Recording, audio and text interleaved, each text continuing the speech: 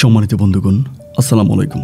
দূরের কাছে দেশে অথবা দেশের বাইরে থেকে বন্ধুরা ঠিক এই মুহূর্তে যে যেখান থেকে বাস্তব জীবনের গল্প শোনার জন্য আমার সাথে জয়েন করেছেন, আমি আপন আর যে আপন জীবনের গল্পের 948তম পর্বে আপনাকে বরাবরের মতো স্বাগতম জানাচ্ছি। বন্ধুগণ, আজ আমি আপনাকে শোনাবো বন্দনগরী চট্টগ্রামের ভাই মোহাম্মদ রাফির জীবনের হৃদয় কাঁপানো, কলিজা কাঁপানো, চরম কষ্টকর এক বাস্তব জীবন কাহিনী। বন্ধুরা, আজকের গল্পের টাইটেল যে নিজ ঘরে বাবার লালসার শিকার এক তরুণী নারী। যার পেট থেকে আমরা জন্মাই তাকে আমরা মা বলি। মায়ের পেট থেকে যদি আরেকজন মেয়ে জন্মায় তাকে আমরা বোন ডাকি। পরিবারের মানুষরা বা নিজের পছন্দে বিয়ে করার পরে ওই নারীকে আমরা বউ ডাকি। আবার বেশ্যাপাড়ায় দেখা ওই নারীকে আমরা বেশ্যা বলে ডাকি। একই নারী বিভিন্ন জায়গায় থাকার কারণে তার আমরা বিভিন্ন নাম দিয়ে থাকি। বন্ধুরা, আমার কথা হচ্ছে, নারীরা কোথায় নিরাপদ?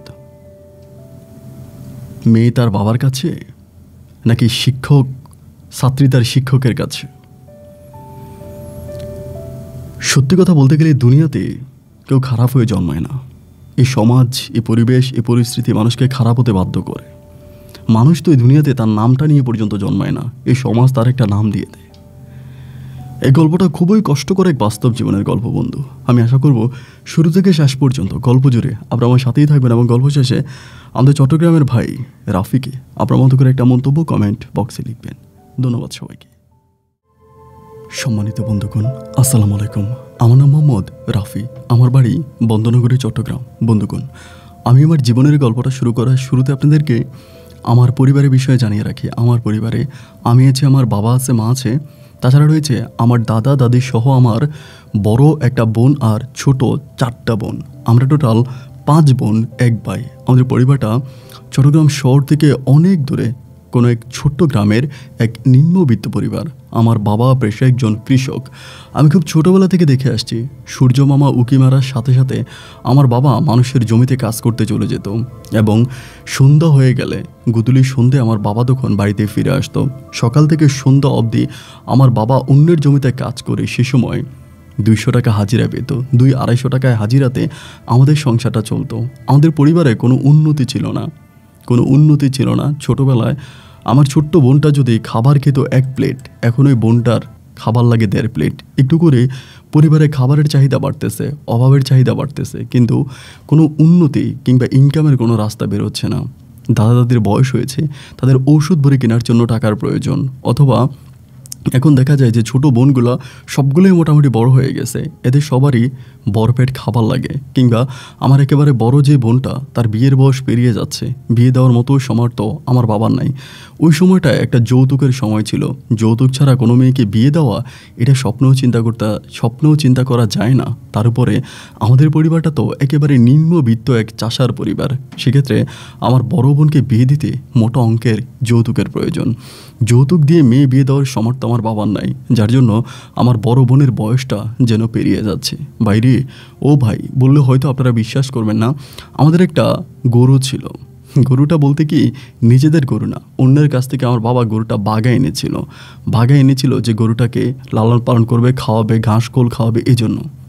তবে আমি ভিতর থেকে আরেকটা জিনিস দেখলাম যে শুধুমাত্র গরুটাকে লালন পালন করার জন্য আমার আব্বা অন্যের কাছ থেকে আনেনি।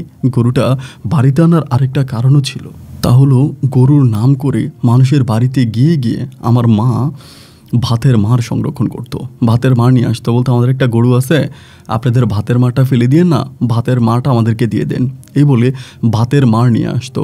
যেহেতু পুরো বাড়ি থেকে ভাতের মার কালেকশন করতো, তারপরে আমার মা চাহুনি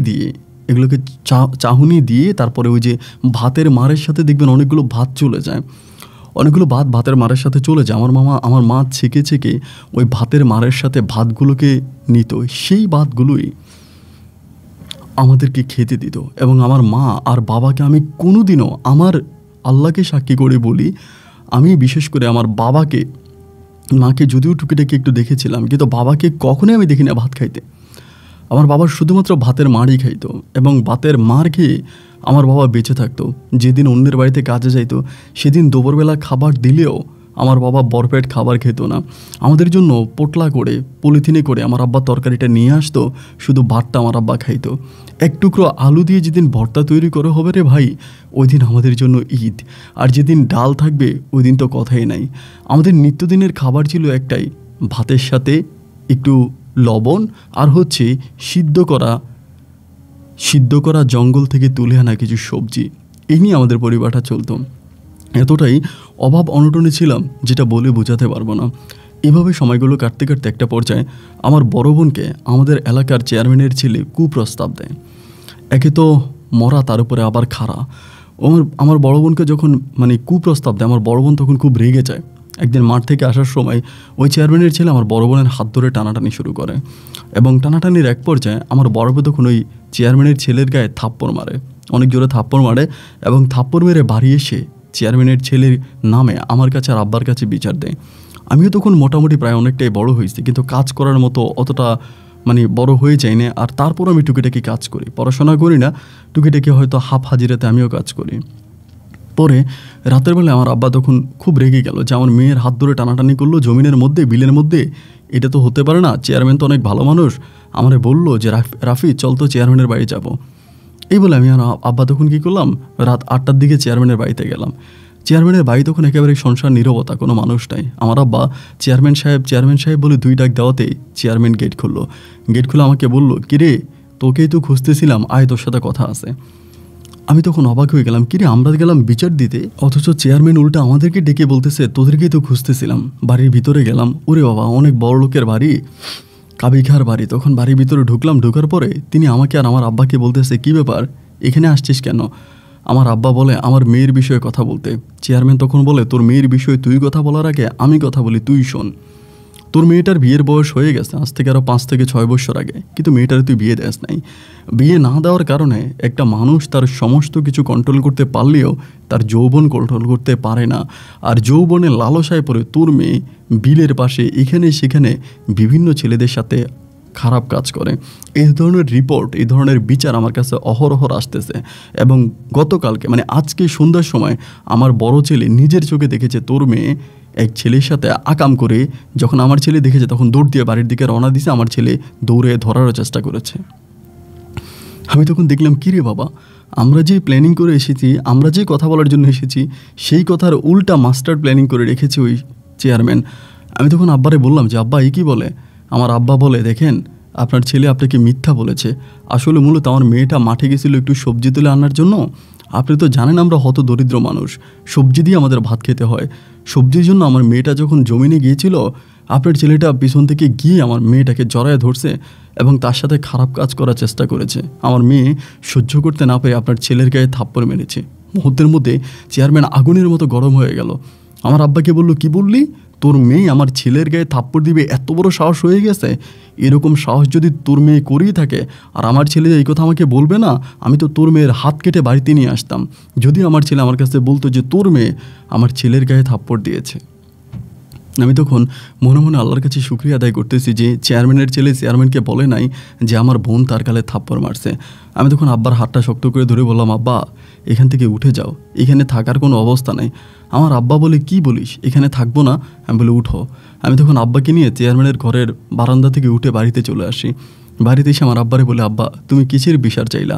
আর যদি 5 মিনিট এখানে বসে থাকতা তাহলে কালকে সকালে আমাদের বাড়িতে বিচার বসতো আমার বোনের নামে। তুমি কি বুঝতেছো না? আমার আব্বা বলে, আমি সবই বুঝি, কিন্তু গরিব হলে কি এই সমাজে বেঁচে থাকার অধিকার নাই? ইজ্জত সম্মান নিয়ে কি বাঁচতে পারবো না? আমি বলি, না, গরিব দোষ না করলেও দোষী, গরিব কোনো অন্যায় না করলেও সে মহা অপরাধী। তুমি কি এটা জানো না? আমার আব্বা বলে, আল্লাহ তাহলে গরিব দুনিয়াতে কেন পাঠালো? আমি তখন আব্বাকে দুঃখ করে বললাম, গরিবের জীবন মানেই এক অভিশপ্ত জীবন। যাই হোক, এরপরে আমি আমার বাবার সাথে কাজে লেগে গেলাম। পুনরায় আবারও আমি মাঠে ঘাটে আমার আব্বার সাথে কাজ করি। সেই মুহূর্তে আমার বড় বোনটাকে আমরা বাড়ির বাইরে যেতে দিই না। একদিন, 2 দিন, 3 দিন, 4 দিন, 5 দিন, একদিন হঠাৎ করে আমাদের বাড়ির উঠানে দরবার, চেয়ারম্যান দরবার ডাকছে।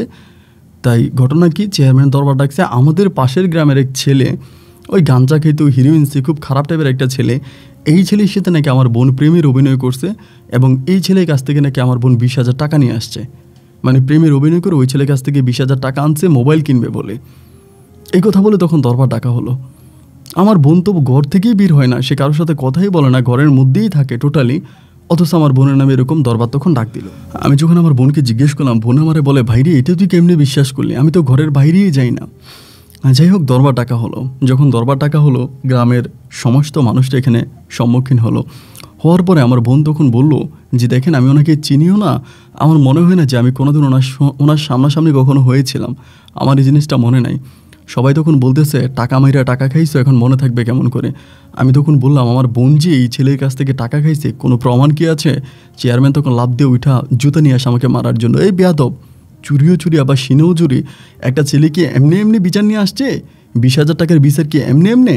তোর বোন খায় নাই মানে তোর বোনের কামাইকে, তোর বোনের রুজিকে, তোর বোনের জামা কাপড় গায়ে দে, এই যে একটা জামা পরে আছে এটা কীভাবে গায়ে দিছে? আমি বললাম, দেখেন ভাই, আপনি এরকম করে কথা বলতেছেন কেন? আমার আব্বা তো ইনকাম করা, আমিও ইনকাম করি। বলে, হ্যাঁ ইনকাম করিস বেটা, কয় টাকা ইনকাম করিস জানি না। খুবভাবে হচ্ছে আমাদের উপরে রেগে গেল। মুহূর্তের মধ্যে আমার বোনকে 100 বার কানে ধরিয়ে উঠবেশ করিয়েছে এবং তারপরে এই ছেলে ঋণ পরিশোধ করার জন্য একটা ডেট দিয়ে দিছে। এতদিনের মধ্যে এই ছেলে ঋণ পরিশোধ করতে হবে। মুহূর্তের মাঝে চেয়ারম্যান এসে আমার বাবার কাছে বলল, একটা কাজ করো ভাই, তুমি তো এই ঋণ পরিশোধ করতে পারবা না এই কিছুদিনে, কাজ করো, তোমার পক্ষে ঋণ কাজ করা সম্ভব না। তোমার মেয়েটা তো মোটামুটি বড় হয়েছে, তুমি যদি আমাকে বিশ্বাস করে থাকো, সব কিছু ভুলে যাও। তোমার মেয়েটা যে এই ছেলের কাছ থেকে টাকা এনেছে এটা কিন্তু সত্যি, এটা কিন্তু মিথ্যা না। তুমি একটা কাজ করো, তোমার মেয়েটাকে আমার বাড়িতে পাঠাই দাও। আমার বাড়িতে মেয়েটা কাজ করুক, কাজ করলে অন্তত কিছু টাকাও হবে। আর আমার বাড়িতে কাজ করলে এই ছেলেকে আমি আস্তে আস্তে করে মেয়ের বেতনের টাকার অংশ এই ছেলেকে দিয়ে দিব। তুমি চিন্তা করো না, মেয়েটাকে আমার বাড়িতে পাঠা দাও, আমার বাড়িতে কাজ করুক। আমারও তো মেয়ে আছে, আমারও তো বউ আছে, সমস্যাটা কি? এই কথা বলে চেয়ারম্যান তখন আমার আব্বার কাছ থেকে চলে গেল। আমি তো ভাবলাম আমার আব্বা এই কথা শোনার পরে থু ফেলবে, কিন্তু না, আমার আব্বা আমাকে বলতেছে, রাফি রে, চেয়ারম্যান যেটা বলেছে এটা তো ঠিকই বলেছে। তোর বোনকে চেয়ারম্যানের বাড়িতে কাজে পাঠাবো, সকাল থেকে যদি সে চেয়ারম্যানের বাড়িতে কাজ করে সন্ধ্যা হওয়ার আগে না হয়ে চলে আসবে, সমস্যাটা কি? তাহলে তো কিছু টাকাও হবে আর এই ছেলে ঋণটাও পরিশোধ করা হবে। আমরা তো আর বাপ বেটা কাজ করে এই ঋণ পরিশোধ করতে পারবো না। আমি তখন অবাক দৃষ্টিতে আমার বাবার মুখের দিকে তাকিয়ে আছি যে, বাবা এটা কি বলে? আমি বললাম, বাবা তুমি এটা কী বললা? তুমি কেমনি এই কথা বলতে পারলা? তুমি কি জানো না যে চেয়ারম্যানের এটা একটা মাস্টার প্ল্যানিং ছিল? আমার বোন এই ছেলেকে চিনেই না, জানেই না, এটা সম্পূর্ণ চেয়ারম্যানের সাজানো একটা নাটক। তুমি কি তা জানো না বাবা? আমার আব্বা বলে, তুই বেশি কথা বলিস না, তুই বেশি কথা বলার কারণেই কিন্তু আজকে এই বিপদে পড়েছি। কোনো কথা নাই, চেয়ারম্যানের বাড়িতে কালকেও কাজ করতে যাবে, আরও ঘরে বসে বসে খাবে, ওর খাবার আমরা আনবো কোত্থেকে? চেয়ারম্যানের বাড়িতে যদি মাস 6 কাজ করে, চেয়ারম্যানকে বলে কইও কিছু টাকা এনে ওকে আমরা অন্যত্রে বিয়ে দিতে পারবো। এরকম চেয়ারম্যানের টাকা দিয়ে অনেক মেয়েকেই বিয়ে দিয়েছে এই গ্রামে, তার প্রমাণও কিন্তু আমি মধ্যস্থ হয়ে যত চেষ্টা করলাম আমার আব্বাকে বোঝানোর জন্য যে আব্বা এটা ঠিক না, কিন্তু আব্বা আমার কোনো কথাই শুনলো না। পরের দিন সকালবেলায় আমার বোনকে নিয়ে আমার আব্বা চেয়ারম্যানের বাড়ি থেকে রওনা দিল। আমি আমার বোনের মুখের দিকে তাকিয়েছি, আমার বোনের চোখের পানিগুলো টপ টপ করে চোখ বেয়ে গাল বেয়ে মাটিতে পড়তেছে। কিন্তু অসহায়, সৃষ্টিকর্তার কাছে আমরা অসহায়, অভাবের কাছে আমরা অসহায়, সমাজের কাছে আমরা অসহায়, এই পৃথিবীর কাছে আমরা অসহায়। তার কারণ আমরা গরিব, এই জন্য আমাদের কোনো বিচার নাই। আমার আব্বা তখন বাধ্য হয়ে আমার বোনকে ওই চেয়ারম্যানের বাড়িতে দিয়ে আসলো এবং চেয়ারম্যানের বাড়িতে আমার বোন প্রায় 3-4 দিনের মতো কাজ করলো। রাতের বেলায় জিজ্ঞেস করি, বোন রে কোনো সমস্যা হয় না তো? বলে, না ভাই কোনো সমস্যা হয় না, চেয়ারম্যান ভালো মানুষ, আমাকে অনেক পাহারা দিয়ে রাখে। এভাবে সপ্তাহখানিক কাটার পরেই একদিন গুটগুটে অন্ধকার সন্ধ্যায় আমার বোন বাড়িতে আসতেছে না, বৃষ্টি হচ্ছে। আমার কাছে মনে হলো যে বৃষ্টির কারণে মনে হয় আমার বোন বাড়িতে আসতে পারতেছে না, মনে হয় বৃষ্টি। আমি তখন একটা ছাতা নিয়ে আমার বোনকে আনার জন্য চেয়ারম্যানের বাড়ির দিকে রওনা দিলাম। সাম্পান দিঘিটা পার হওয়ার পরেই আমি দেখলাম বৃষ্টিতে ভিজতে ভিজতে আমার বোন ছিঁড়া কাপড় নিয়ে আসতেছে। জিজ্ঞেস করলাম, কিরে বোন, তোর গায়ে ছিঁড়া কাপড় কেন? আমাকে বলে, বাইরে আমাকে বাড়িতে নিয়ে যা, যাতে কেউ আমার ওই ছিঁড়া শরীরটা দেখতে না পারে। আমি তখন বোনকে কোনোরকম জড়িয়ে ধরে বাড়ির মধ্যে নিয়ে আসলাম। বাড়ির মধ্যে নিয়ে আসার পরে জিজ্ঞেস করলাম, কি হয়েছে? আমার বোন বলে, কি হয়েছে তার কি বলার কোনো অবকাশ আছে? আমি তখন বুঝে গেলাম আমার বোনের সাথে কী হলো। এবং চেয়ারম্যান সেদিন রাতে আমাদের বাড়িতে আসলো, এসে আমার আব্বাকে বললো, তোর মেয়েটা মনে হয় হসট খেয়ে পড়ছে রাস্তার মধ্যে, এই সপ্তাহখানিক মেয়েটার আর পাঠাইস না কাজে, সপ্তাহখানিক পরে পাঠাইস, তুই টাকা নিয়ে চিন্তা করিস না, আমি মাস শেষে তোর মেয়েকে টাকা দিব। আমি তখন বুঝে গেলাম যে চেয়ারম্যান করেছে না তার ছেলে করেছে তা আল্লাহ ভালো জানে। কিন্তু আমার বোন কারোর নাম বলে না, সে বলে, আমি কারোর নাম বলে আমার বাবাকে মায়ের খাওয়াতে চাই না, তোকে মারতে চাই না। আমার বোন তখন শান্ত হয়ে গেল। 3 বেলা যে মানুষটা খাবার খাইতো সে মানুষটা এখন 1 বেলাও খাবার খায় না। শুধু কলের টিপ কলে 2 গ্লাস পানি ছাড়া আমার বোনের আর কোনো কিছুই চলে না, একদম শুকিয়ে গেল। হঠাৎ করে একদিন, তারই প্রায় 5-6 দিন পরে আমাদের বাড়িতে কাউসার দালাল বলে একজন লোক আছে, তিনি বিদেশে লোক পাঠায়, মানে সৌদি আরব সহ বিভিন্ন জায়গায় সে লোক পাঠায়। কাউসার দালাল একদিন আমাদের বাড়িতে এসে বলতেছে যে তোর বোনকে বিদেশে পাঠাই দিয়ে, এবং বিদেশে পাঠাই দিলে সে মোটামুটি কিছু টাকা ইনকাম করতে পারবে, তোদের পরিবারটা চেঞ্জ হয়ে যাবে। এই কথা বলার পরে তো আমরা সব অবাক হয়ে গেলাম যে আমার বোন বিদেশে যাবে, এইটা কেমন কথা? বিদেশ যেতে তো অনেক টাকা লাগে, এত টাকা আমার বোন কোথায় পাবে? পরে ওই কাউসার দালাল বলতেছে, একটা কাজ করো, তোমার বোনকে আমি সৌদি আরব পাঠাইতে পারবো, ওখানে একটা ভিসা আছে, 1 টাকাও লাগবে না, ফ্রিতে যাইতে পারবে। আমি তখন বললাম, বাংলাদেশেই থেকে আমার বোন এরকম মানুষের লালসার শিকার হয়, আর বিদেশে গিয়ে বা কী করবে? দরকার নেই, আমরা বিদেশে পাঠাবো না। আমি তারা মানা করে দিলাম। এর পরের দিন রাতের বেলায় তিনি আমাদের বাড়িতে আবারও আসলো। ওই কাউসার দালাল আসলো। এসে আমি দেখতেছি আমার আব্বা আম্মার সাথে কথা বলতেছে, পান চাবাচ্ছে, পানের ফিসকি ফেলতেছে, আমার বোন তার সামনে বসে আছে। আমি আসার পরে বললাম, কী ব্যাপার কাকা, আপনারা না মানা করছে আমাদের বাড়িতে আসতে? বলে, এই বেটা তুই বেশি কথা বলিস না, বয় এখানে, তোর বাপ মায়ের উপরে কি তুই কথা বলবি নাকি? আমি তখন বললাম, না আমার বাবা মায়ের উপর আমি কথা বলবো না, ঠিক আছে, কিন্তু আপনি এখানে আবার কেন আসছেন? আমি তো বললামই যে আমার বোনরা আমরা বিদেশে পাঠাবো না। এ নিয়ে আমাকে বলতেছে, এই পোলাটা অনেক পাকনা। আমার বড় বোন তখন আমার বলতেছে, ভাই রে তুই আর কথা বলিস না, তুই ঘরে যা। আমি বললাম, কেন, কী হয়েছে? আমি থাকলে কী হয়েছে? বলে, তুই এখানে থাকিস না, তুই ঘরে যা। আমি তখন ঘরে গেলাম, এবং রাতে যখন খাইতে আসলাম মারে জিজ্ঞেস করলাম, মাগো কাউসার দালাল কি বলছে? বলে, কাউসার দালাল তোর বোনকে কয়েকদিনের মধ্যে বিদেশ নিয়ে যাবে, কালকে সকালে পাসপোর্ট করতে নিয়ে যাবে। আমি তখন বললাম, এটা কী ধরনের কথা মা? আমার বোনকে বিদেশে পাঠাবো কেন? ওর তো বিদেশে পাঠানোর দরকার নাই। আর একটা মেয়ে বিদেশে গেলে কার বাসায় থাকবে, কোথায় থাকবে, কী থাকবে? আমার আম্মা বলে, দুনিয়াটা এখন অনেক উন্নতি হয়েছে, এখন আর মেয়েরা ঘরে বসে থাকার মতো না। গ্রামে থাকলে আজকে শিয়াল কুকুরের মতো চারপাশে মানুষ চিবিয়ে চিবিয়ে খাচ্ছে, অপমান করতেছে, অপদস্থ করতেছে, বেইজ্জতি করতেছে। এর চেয়েও বরং বিদেশে যাক, গিয়ে যদি 2 টাকা ইনকাম করতে পারে তো সেটা তো আমাদেরই কাজে আসবে, তাই না বাবা? আমি তখন বললাম, মাগো আমার কাছে মনে হয় না যে এটা ঠিক হবে, আমরা একটা সময় বিপদে পড়ে যাব, তুমি বুঝতে চেষ্টা করো। আমার মা বলে, আমি সবই বুঝেছি। আমি বললাম, তুমি কিচ্ছু বুঝো নাই। একবার আমার বাবাকে বিদেশে আমার বোনকে দিয়া আমার বাবা আমার বোনকে জোর করে চেয়ারম্যানের বাড়িতে কাজে পাঠাইছে। আমি মানা করছিলাম, কিন্তু তোমরা আমার মানা শোনো নাই। আজও তোমরা একই কাজ করতে যাচ্ছ, তোমরা আমার মানা শুনতেছো না। মুহূর্তের মধ্যে আমার বড় বোন তখন চোখ লাল করে আমাকে বললো, তুই চুপ থাক, তুই কোনো কথা বলবি না, আমি আমার নিজের ইচ্ছায় যাচ্ছি, বাবা মা আমাকে পাঠাচ্ছে না। আমার বোনের আগ্রহ দেখার পর আমি নিজেই চুপ হয়ে গেলাম। পরের দিন সকালবেলায় কাউসার দালালের সাথে বোরকা পরে আমার বোন ঘর থেকে বেরিয়ে গেল।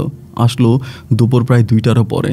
বাড়িতে আসার পর আমার বোন বলল সমস্ত কাজ কমপ্লিট হয়েছে, এবং অনেক বেশি টাকা দিয়ে নাকি ইমার্জেন্সি পাসপোর্টের জন্য টাকা জমা দেওয়া হয়েছে, এবং সেই সব টাকায় নাকি কাউসার দালাল দিয়েছে।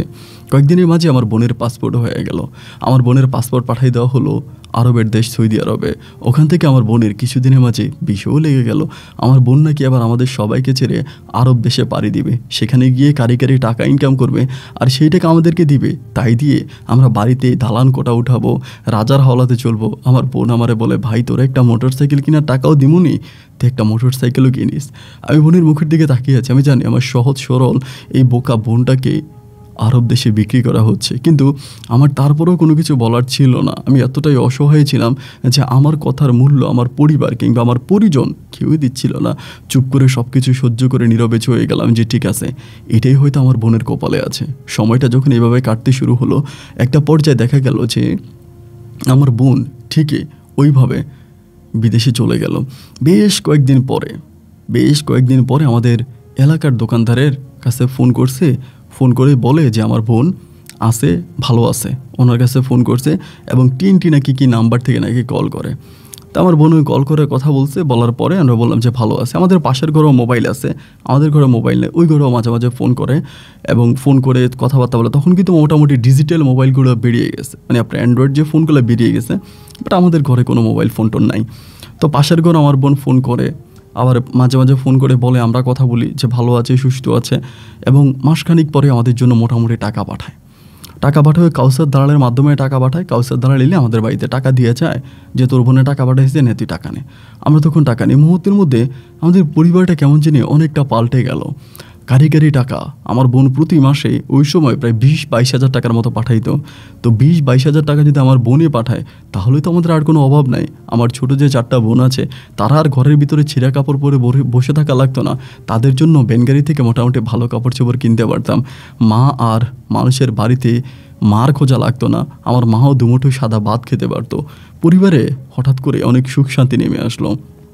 আল্লাহর কাছে শুকরিয়া আদায় করলাম যে যাই হোক আল্লাহ হয়তো আমাদের দিকে মুখ তুলে তাকাইছে, আমরা হয়তো ভালো হয়ে গেছি বা আমরা হয়তো একটা ভালো পরিবেশে ভালো পরিস্থিতির মধ্যে চলে আসছে। আল্লাহর মহান রাব্বুল আলামিনের কাছে হাত জোর করে শুকরিয়া আদায় করে আমার মাও নামাজ পড়ে আমার বোনের জন্য দোয়া করে। এভাবেই সময়গুলো কাটতেছে। আরবের দেশ সৌদি আরবে আমার বোন থাকে। আমি তখন এলাকাতে খুব গর্ব করে চলাফেরা করি, ভালো কাপড় চোপড় পরি, প্যাডের মধ্যে ভালো খাবার, ভালো জুতা। মানুষ দেখি তো বলে বাপরে বাপ, ওরা তো হঠাৎ করে আঙ্গুল ফুলে কলা গাছ। আর সেই মুহূর্তে চেয়ারম্যান শুধু আঙ্গুল চুষতেছে আর চেয়ারম্যান বলতেছে যে এভাবে হয়ে যাবে, চেয়ারম্যান কখনো চিন্তাও করতে পারেনি। যাই হোক আলহামদুলিল্লাহ বোন তখন বিদেশে চলে গেল, গিয়ে টাকা পয়সা বাড়াচ্ছে, সব ভালোভাবেই চলতেছে। আমি তখন আস্তে আস্তে করে কিছু একটা করার চেষ্টা করতেছি। আমার বোন আমার বলে কিছু করার দরকার নাই, ভাইয়া মাসে মাসে টাকা পাঠাবো নি, আপু মাসে মাসে টাকা পাঠাবো, তুই চল। এরকম করে প্রায় 1 দিন 2 দিন নয় 8 থেকে 9 মাসের মতো আমার বোন সৌদি আরবে ছিল। কিন্তু ভাই একটা বিষয় আমি বলে রাখি, আমার বোন সৌদি আরবে আছে ঠিক আছে, কিন্তু আমার বোন যখন আমাদের সাথে কথা বলতো বা ফোনে কথা বলতো তার আশেপাশে আমি অনেক বাঙালি মানুষের কথা শুনতে পাইতাম, অনেক বাঙালি পুরুষের কথা শুনতে পাইতাম। আমি জিজ্ঞেস করতাম কী রে, আমার বোন বলে আমি বাইরে এসে ফোন করি তো বাঙালি মানুষজন। আমি বললাম তো কোনোদিনও তো কোনো আরবি কথা তোর মানে আশেপাশে শুনলাম না। আমার বোন বলে এখানে বেশিরভাগই বাঙালি মানুষ, আরবি মানুষ খুব কম। এটা আমাকে বললো। এটা বলার পরে আমি যাই হোক এমন করেই তখন আরও কয়েকটা দিন কেটে গেল। আমাদের এলাকাতে এক লোক সৌদি আরবে ছিল, উনির সাথে আমার তখন একটা ভালো মানে কথাবার্তা হয় আর কি হতো। তো উনি আমার বলে যে তোর বোন সৌদি কোন জায়গায় থাকে। আমি তো আর জায়গার নাম জানি না, কিন্তু আমি বললাম ভাই রে একটা বিষয় বুঝতেছি না, কিছু মনে করো না।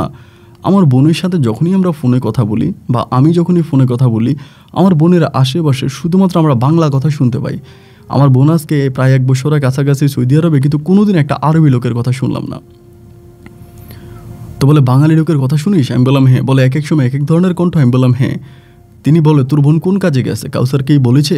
আমি বললো আমার বোনকে নাকি বাসায় কাজ দিয়েছে। তিনি আমাকে বললো সৌদিয়ানের বাসায় কোনো বাঙালি ঢুকতে পারে না, সৌদিয়ানদের বাসায় কোনো বাঙালি ঢুকতে পারে না। আর যদিও কোনো কাজের জন্য কোনো বাঙালি ঢুকে সে কাজ করেই তাড়াতাড়ি বেরিয়ে যায়, ওদের বাড়ির ভিতরে বেশিক্ষণ থাকা এলাও না।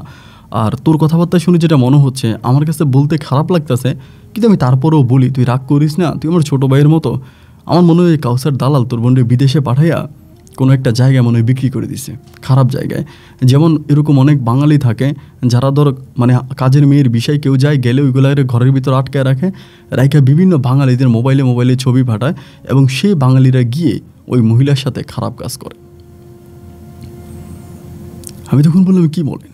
বলে হ্যাঁ সম্ভবত এটাই হবে, আমার কাছে এটাই মনে হচ্ছে। আমার বোন কিন্তু ওই সময় হোয়াটসঅ্যাপ চালাইতো, এবং হোয়াটসঅ্যাপ যে আমার বোন চালাইতো, আমার বোন একটা সৌদিয়ার নাম্বার দিয়ে হোয়াটসঅ্যাপ ছিল তার, ওই দিন আমরা কথা বলতাম। বললাম যে ঠিক আছে সমস্যা নেই, ওনার সাথে এই কথা মানে কথাবার্তা আমার হওয়ার পরে আমার ভিতর তখন সন্দেহ ঢুকে গেল এই মর্মে যে হাই রে, না জানি ওনার কথাই সত্য, আমার বোনরে না জানি ওইখানে বিক্রি করছে, আমার বোন না জানি খারাপ কোনো কারো হাতে পড়ে গেছে, না জানি আমার বোন এরকম খারাপ কাজ করে টাকা পয়সা ইনকাম করতেছে। তখন কিন্তু আমি একেবারে টাকরা জোয়ান, একদম টাকরা জোয়ান। আমি কিন্তু তখন প্রায় দিন চুক্তি 400-500 টাকা ইনকাম করতেছি, আমি অনেক ভালো টাকা ইনকাম করি। পরে একটা সময় আমি বোনরে বললাম, বোন রে তুই অনেক মানে বছর খানিকের উপরে হয়ে গেলে, তুই বিদেশে গেলি, ভালো অবস্থা নিয়ে আসস, একটা কাজ কর, বাড়ি চলে, আর থাকার দরকার নেই। আমি এখন মোটামুটি টাকা ইনকাম করতে পারতেছি ভালো। তখন আমি ইলেকট্রিকের কাজ করতাম, তারপর আপনার যে প্লাম্বারের কাজ করতাম, ভালোই পাইতাম। তুই চলে আয়। আমার কাছে মানে 1 বছরেরও বেশি সময়, প্রায় 2 বছরের কাছাকাছি হয়ে গেছে ওই সময় আমার বোনের। কিন্তু ও তখন বলে যে না ও আসবে না। কিন্তু আসবি না কেন? চলে আয়, তোর তো এখানে থাকার দরকার নাই, তুই দেশে আয়, দেশে আসলে তোর বিয়ে শাদী হবে, তোর একটা বিয়ে শাদী দিব, তোর বয়স বেড়ে যাচ্ছে, এরপরে তো তোকে আর বিয়ে দেওয়া যাবে না, তুই চলে আয়।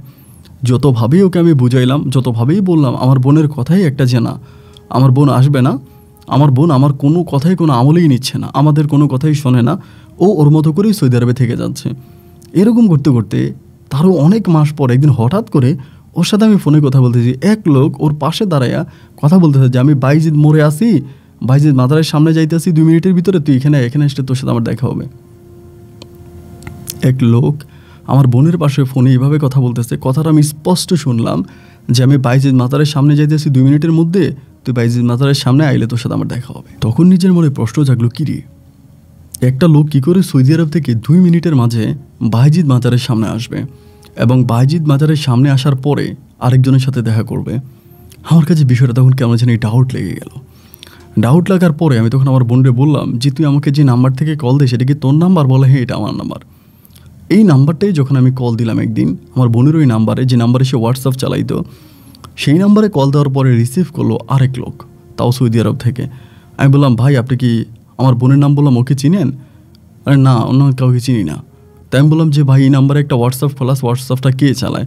ওই লোকে বলে জানি না ভাই কে চালায়, ফোন রাখেন তো, কেটে দিল।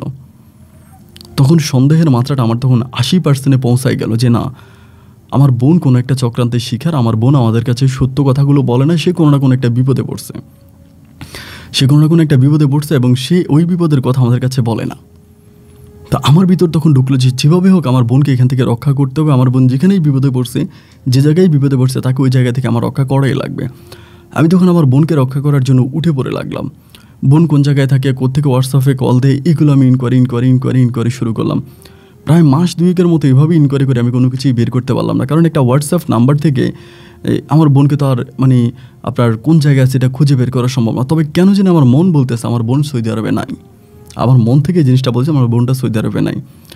এভাবে 8-10 দিন পরে একদিন হঠাৎ করে দোকানে ওই কাউসার দালালের সাথে দেখা, যে দালাল প্রতি মাসে আমাদের বাড়িতে টাকা এনে দেয়। তো তার মানে ওই দালালের কাছে টাকা পাঠায়, কাউসারের কাছে টাকা পাঠায়। ওরে ধরলাম, যারা বলতেছে দাদা কাকা আপনি সত্যি করে বলেন যে আমার বোন কই আছে, আপনি সত্যি করে বলেন। উনি বলে আমি কেমনে জানি তোর বোন কই আছে? আমি বলে আপনি না আমার বোনটা সৌদি আরবে পাঠাইছেন? বলে হ্যাঁ পাঠাইছি তো। তাই বললাম সৌদি আরবে আমার বোন নাই? বলে আছে তো। তাই আমি বললাম এই যে আপনি বললেন কই আছে জানি না, বলে তুই এরকম করে কথা বলতেছিস কেন? মানে হঠাৎ করে সে আমার উপরে রেগে গেল। তাই বললাম আমার বোন কই আছে আপনি বলেন, আপনি আমার বোনের কই বিক্রি করছেন? এই কথা বইলা পরে উনিও গরম হয়ে যায়, আমিও গরম হয়ে যাই, ওনারা আমি এখানে 2-3টা ঘুষি দিয়ে বসে। তো ঘুষি দিলে পরে ওনার মুখ টুক থেকে রক্ত বেরিয়ে যায়। উনি গিয়ে চেয়ারম্যানের কাছে দরবার চায়, যেই ঘটনা রাফি আমারে মারছে, চেয়ারম্যানের কাছে দরবার চায়। চেয়ারম্যান তো আগ থেকে আমাদের উপরে খেফা রাগা। এবার চেয়ারম্যান পুরো এলাকাতে নয়, শুধু গ্রাম না, আমাদের গ্রাম ছাড়াও আশেপাশের গ্রামের আরও গণ্যমান্য 8-10 জন লোকের ফোন করে আমাদের বাড়িতে এমন এক দরবার ডাকে রে ভাই, আমাদের বাড়িতে আপনি বিশ্বাস করবেন কি জানেন, একটা পিঁপড়া ঢোকার জায়গা ছিল না, এত পরিমাণে মানুষ। সামান্য আমি কাউসার দালালের গায়ে হাত তুলছি, এত মানুষ আসলো কোত্থেকে? বেশি বেশি মুরব্বীদেরকে জিজ্ঞেস করে আপনারা কেন আসলেন? বলে আমাদেরকে তো চেয়ারম্যান সাহেব আসতে বলছে। যাই হোক, দুপুর সকাল 11টার দিকে তখন দরবার বসলো। দরবারের সব মানুষ, আমার আব্বাও তখন হাজির, আমিও হাজির। আমার জিজ্ঞেস করলো চেয়ারম্যান কিরে রাফি তুই নাকি মারছিস, এই কাউসার দালালকে মারছিস, এটা কি সত্য নাকি? আমি বললাম হ্যাঁ সত্য, মারছি তো। ওনার মুখে তো এখনও মায়ের দাগ আছে। এই যে পরে আমার বলে তুই কি গুন্ডা হয়ে গেলি, ওরা মারলি কেন? আমি বলছি মারছি এই কারণে যে ওই আমাদের সাথে বেইমানি করতো, আমার বোনের সৌদি আরবে পাঠানোর কথা বলে ও আমার বোনের বিক্রি করে দিছে। কাউসার দালালকে তখন জিজ্ঞেস করা হলো যে কিরে তুই নাকি ওর বোনের বিদেশে নেওয়ার কথা বলে বিক্রি করছিস, এটা কি সত্য? কাউসার দালাল তখন বলে দেখেন উপরের দিকে থুতু মারলে এটা নিজের গায়ে পড়ে, আমি ওর বোনের বিক্রি করি নাই, ওর বোন নিজেই বিক্রি হয়েছে। আমি তখন বললাম কীভাবে আমার বোন বিক্রি হয়েছে? সমস্ত গ্রামবাসী এলাকাবাসীর সামনে ওই কাউসার দালাল তখন দাঁড়াইয়া বলতেছে আমার বোন একদিন নাকি গিয়া কাউসার দালালের পা চাইপা ধরছে, পা জড়িয়ে ধরে নাকি চিৎকার করে বলতেছে ভাই রে আমি বিভিন্ন জায়গায় আমার ইজ্জত হারিয়েছি, মাঠে ঘাটে এখানে সেখানে, যেভাবে পারছে সেভাবে আমার ইজ্জত লুটে নিয়েছে, আমি কোনো বিচার পাই নাই, কেউ আমার কোনো বিচার করে নাই। আজ আমি আপনার কাছে আসছি, আপনি যদি পারেন আমার ইজ্জতটা বাঁচান। কাউসার দালাল তখন বললো কীভাবে? বললো আপনি আমাকে বিদেশে পাঠাই দেন, ওর বোন বললো। তো আমি তখন বললাম যে দেখ বিদেশে তো পাঠাইতে টাকা লাগবে, তুই কি টাকা দিতে পারবি? আমার বোন নাকি তখন বললো যে না আমি তো টাকা দিতে পারবো না, টাকা ছাড়া আমারে পাঠান। কাউসার দালাল বললো যে না আমি টাকা ছাড়া পাঠাতে পারবো না। ঠিক ওই মুহূর্তে নাকি আমার বোন 10-15 মিনিট চুপ করে থাকে কাউসার দালালকে বলতেছে যদি টাকা পাঠাইতে না পারেন তাহলে আপনি আমার সাথে একটা চুক্তিতে আসেন, যদি একটা চুক্তিতে আসেন তাহলে আমি আপনাকে মোটা অঙ্কের কিছু টাকা দিব। আমি তখন বললাম যে মোটা অঙ্কের টাকা দিবে মানে আমার বোন টাকা পাবে কই? বলে আমার কথা শেষ হোক, তোমরা আমার কথা মনোযোগ দিয়ে শোনো।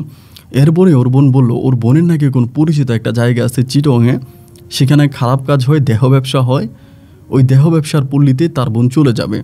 কিন্তু আমি যদি পুরো গ্রামবাসীকে বলি যে তার বোন সৌদি আরবে যাচ্ছে এবং আমি সৌদি আরবে পাঠাইছি, এই কথা বললে তার জন্য আমি বাড়ি থেকে রিসিভ করে নিয়ে যাই, সব কিছু যাতে আমিই করি, কিন্তু মূলত সে থাকবে ওই পল্লীর মধ্যে। ওই পল্লীর মধ্যে সে থাকবে, পল্লী কোথায় ভাই সেটাও আমি জানি না, তবে চট্টগ্রামের কোনো একটা পল্লীতেও থাকবে। বাট বিনিময়ে সে আমাকে 50,000 টাকা দিয়েছে, আমি এটা মিথ্যে বলবো না। এবং সেই টাকাও সে আমাকে 1 মাসে দেয়নি, 3 মাস পরে সে আমাকে 50,000 টাকা দিয়েছে। এবং এখনও সে তার পরিবারে মাঝে মাঝে টাকা পাঠায় আমার মাধ্যমে, আমি সেই টাকা নিয়ে ওর মায়ের কাছে দিই। তো কীভাবে আপনার কাছে টাকা পাঠায়? তো বিভিন্ন মাধ্যম, যেমন বিকাশ টিকাশ থেকে শুরু করে অ্যাকাউন্ট নাম্বারের কথা সে বলে যে এইভাবে তার কাছে টাকা পাঠায়। মুহূর্তের মধ্যে পুরো গ্রামবাসী সহ পুরো এলাকার লোক জেনে গেল যে আমার বোন একজন পতিতা।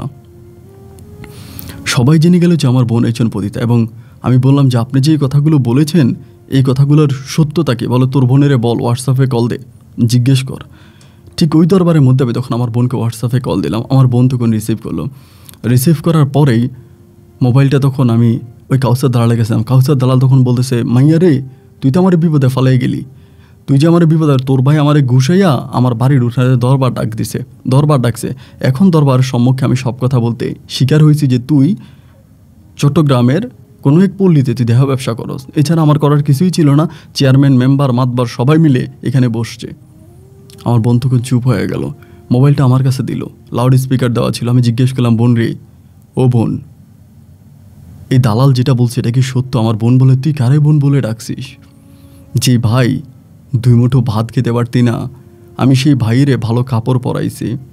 যে ভাই মোবাইল তো দূরের কথা, একটা রেডিও কেনার সামর্থ্য ছিল না, সেই ভাইয়ের হাতে আমি একটা দামি ফোন দিয়েছি। ভাতের মার ছাড়া যাদের পেটে কিছু ঢুকতো না তাদের আমি ভাত মাংস খাওয়াইছি। আর তুই ভাই কি করে পারলি আমার নামে দরবার ডাকতে? আমি বললাম, দেখবেন আমি তোর নামে দরবার ডাকি নাই, আমি দরবার ডাকছি হচ্ছে কাউসার দালাল। বলে, কাউসার দালাল আর আমি একই? তুই আমার নামে দরবার ডাকছিস? তুই আমাকে পুরো গ্রামবাসীর সামনে বলে দিয়েছিস আমি পতিতা। যা রে ভাই যা, তোর ওই পতিতা বোনটা আর কোনোদিন তোদের সামনে যাবে না, তোদের সাথে কথা বলবে না, তোরা ভালো থাকিস। একথা বলে আমার বোনটা মুহূর্তের মধ্যে লাইনটা কেটে দিল। আমি কাউসার দালালকে বললাম যে কী হইলো? চেয়ারম্যান বলল, কিছু হবার হয় না, এখন হবে। তুই এখন সবার সামনে 10 বার কান ধরে উঠবোস করবি, নাকে খড় দিবি, এবং কাউসার দালালকে মারার অপরাধে 20,000 টাকা তোর উপরে জরিমানা করা হলো।